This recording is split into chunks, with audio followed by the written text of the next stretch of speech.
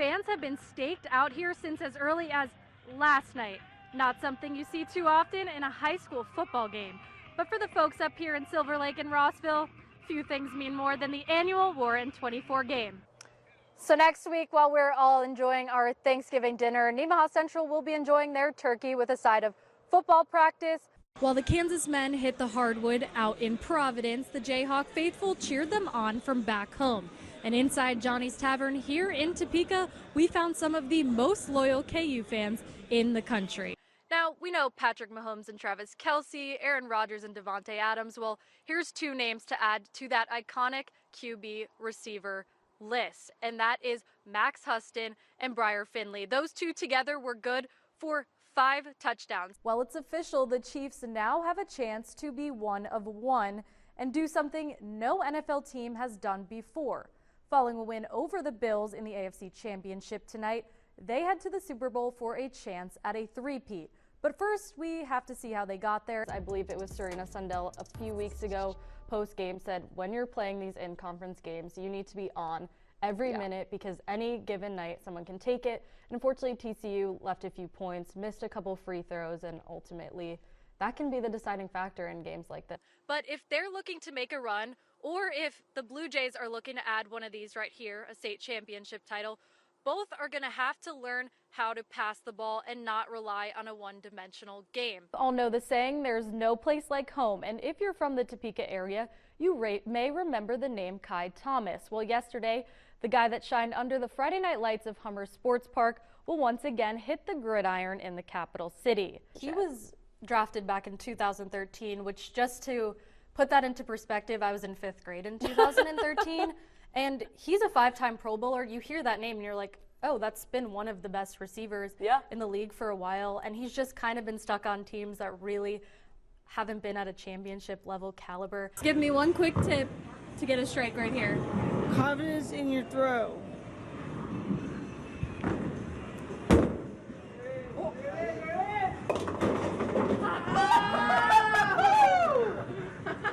If you're a fan of Big 12 women's basketball, then there's a chance you've had today's date marked down on your calendar for quite some time, and that's because number 11 K-State and number 9 TCU duked it out tonight, playing against each other as ranked teams for the first time ever.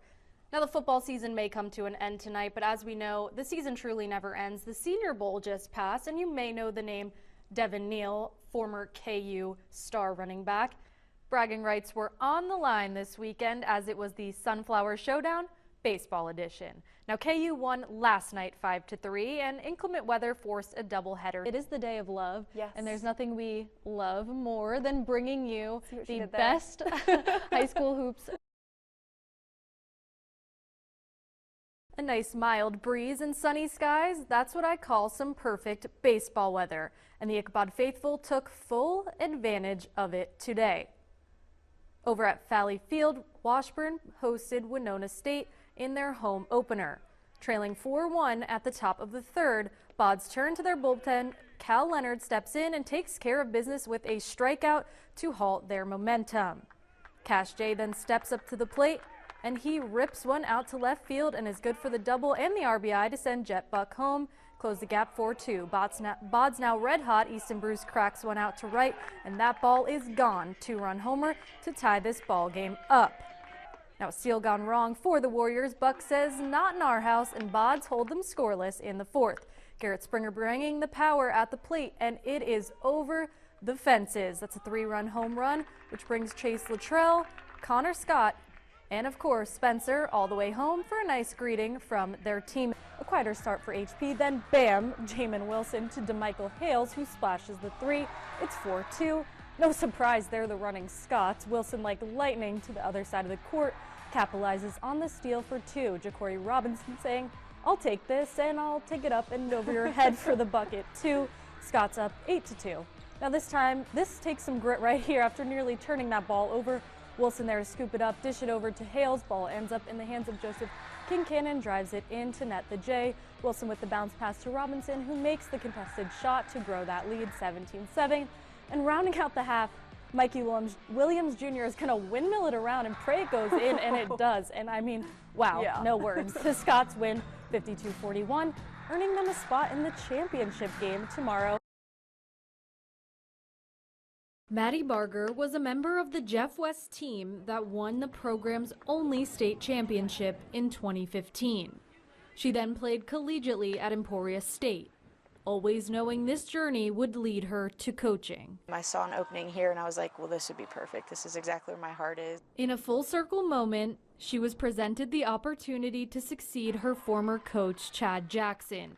Now she's infusing what she's learned from him while also establishing a new culture. The pieces to the puzzle were there, but I just don't think that they were put together. Maddie inherited a team chock full of potential. Her focus for season 1 was tapping into that, but also shifting the mindset. Trying to encourage them that, like, hey, where maybe we lack in talent, we're going to make up for in fight, and we're going to make up for in fire and confidence. Her relatability is something that resonates with the girls. I remember when I was a little girl and watching her in the state championship, and I just think that knowing that she was able to do that, we know that we can also accomplish that. Statistics speak for themselves, and evidently this squad is well-rounded, but it's not the physical attributes that set this team apart. I think we all just kind of came together and connected more emotionally instead of just on the field. We're pretty connected off the field too. It's their heart. We just leave it all out on the field, and we always like to keep each other motivated and pick each other up. We don't let anyone pull us down. The Tigers season was jump-started by a Rossville sweep, a team no player on the current roster has ever beaten. After that first game, I think our confidence shot way up, and we were all just like, okay, yeah, we're going to win some games this year. They then rolled on to a 12-0 start before dropping their first contest to league-leading Silver Lake. Luckily for Maddie, she's only losing 3 seniors. I'm super hopeful for the years to come. Hopeful to etch her name in the history books as a coach, the same way she did as a player 10 years ago. It would mean more to me as a coach than it would as a player, to be honest. I would love to see it. I think they're completely capable of doing just that. Mikayla Kelly, 13 Sports. 1992. The last time Washburn men's basketball found themselves a second to none in the Division II poll, with one of the winningest coaches in MIAA history at the helm. As the Ichabods find themselves at the #1 spot again, that same coach continues to be at each game, this time as a fan. They got a team that really loves playing together. They play very hard, and they're very well coached. Though excited to see his Bods back on top, Chipman knows all too well that feeling can be fleeting. We lost, and so we were #1 in the country for 5 hours and went downhill from there. So I don't know. I don't know about this #1 ranking. So, as he passes the torch to head coach Brett Ballard, he reminds him and his guys to enjoy the ride. So exciting to be #1 in the country, and you want to hang on to that. I know Brett's super competitive. He wants to hang on to that. I know his team does. Let's hope we keep going. When asked what advice he would give to this team, the coach, whose name is etched onto the court in Lee Arena, had no notes. What's left? I mean, there's nothing left to tell him. And some lifelong fans couldn't agree more. So I've been watching basketball here since 1967. They've had great teams at times. Now this one, I don't think there's any doubt, this is one of the best teams I've ever seen them have. Confident their Bods can snatch a conference title and possibly beyond. If they play the way they're capable of, nobody will beat them.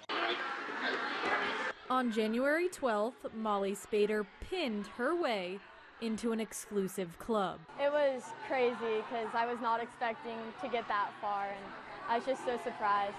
She became the 5th wrestler in Washburn Rural's program history to reach the 100-win milestone, a feat her younger self could have never imagined. As a freshman, she had a losing record, didn't wrestle any varsity for us, and that's what makes her joining that Century Club even more impressive.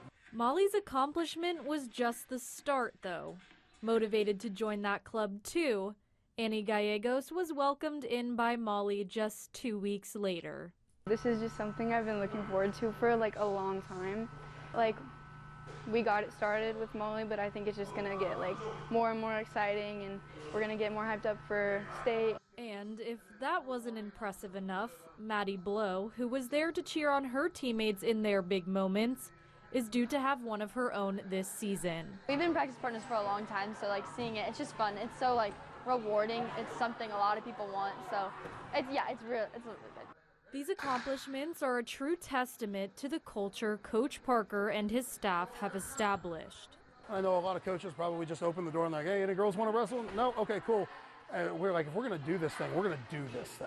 His girls continue to embrace their strength and are proud to pave the way for future girl wrestlers. It's really cool because everyone does think it's a boys' sport, but now we're proving everyone wrong. The younger girls at like my clubs and stuff, like seeing how fun that they have with like wrestling their older brothers, and now they can wrestle their older sisters kind of thing. It's really cool.